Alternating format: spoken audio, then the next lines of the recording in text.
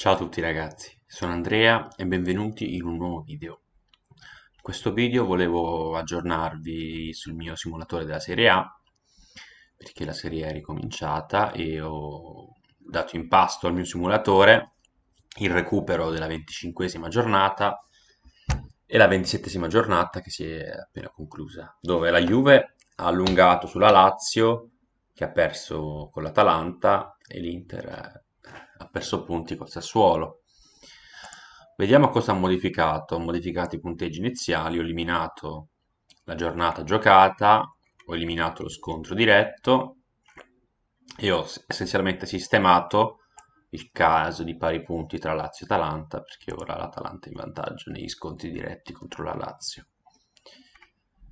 Queste qua sono le nuove probabilità.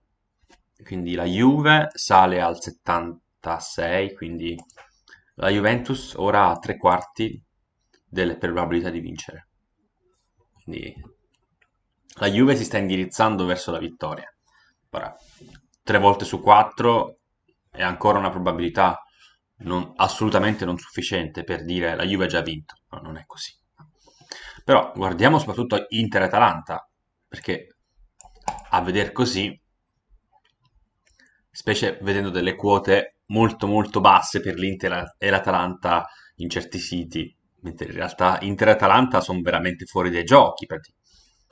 L'Inter è addirittura sotto l'1%, l'Atalanta sotto lo 0,1%. Questi qua sono i nuovi grafici, i nuovi istogrammi dei punti.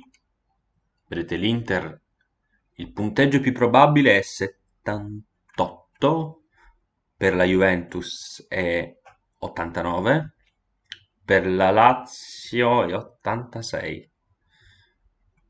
Interessante. Invece per l'Atalanta è 75. Mm. Cosa ho fatto? Questo qua era la percentuale di vittoria prima dello stop. Questa qua è quella dopo il recupero della 25esima giornata e questa qua è quella attuale. Quindi li ho inseriti in dei vettori queste percentuali. Ho inserito ho creato anche un altro vettore che identifica la giornata e le ho plottate tutte quante insieme. Quindi ho creato varie figure in cui sono andato a inserire una label e, e un colore anche, e K sta per black, e ho inserito la leggenda facendo scegliere al programma la sua posizione. Normalmente potete scegliere anche voi, però ogni tanto ci sono degli algoritmi che aiutano. In questo caso lascio decidere a lui dove piazzare in modo da non coprire il grafico o coprirlo il meno possibile. E poi ho anche plottato singolarmente l'evoluzione della percentuale di vittoria di ogni squadra. Vedete qua, dopo la gara contro la Sampdoria, addirittura la Juventus si era un po' avvicinata, ma soprattutto la divergenza qua c'è stata dopo la sconfitta della Lazio, che ha fatto proprio crollare le percentuali di vittoria della Lazio. Inter-Atalanta non si sono mosse. Vedete 60, 61, pum! 75. E la Lazio è scesa a 22,5. È chiusa? No. In questo punto, con questa simulazione di tipo Monte Carlo, con le percentuali di vittoria assegnate da me, facendo 10.000 simulazioni, mi crea questo scenario. È un modello, non è la realtà, però ci dà un'indicazione su quanto è probabilmente possibile che l'Inter possa rimontare, per esempio. E secondo il mio modello è veramente improbabile, cioè si tratta di un caso su 100.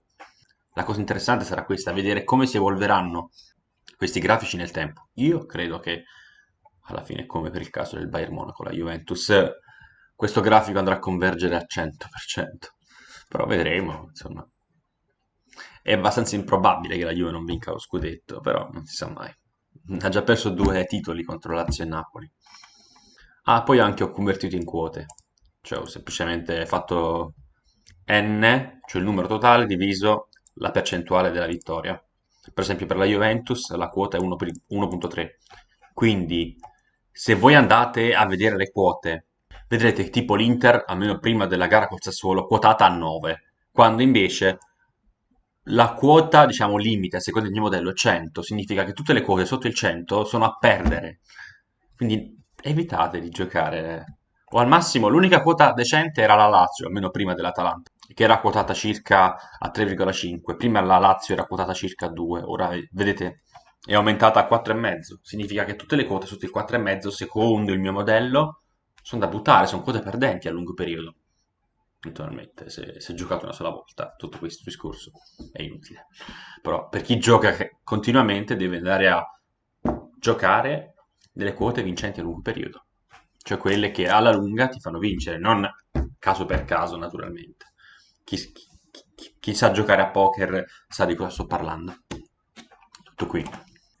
Ciao a tutti, mettete like, iscrivetevi e commentate, fatemi sapere se vi è piaciuto. Se vi interessano anche sapere queste informazioni sulle quote, magari. Ciao da Andrea. Ciao, ciao, ciao.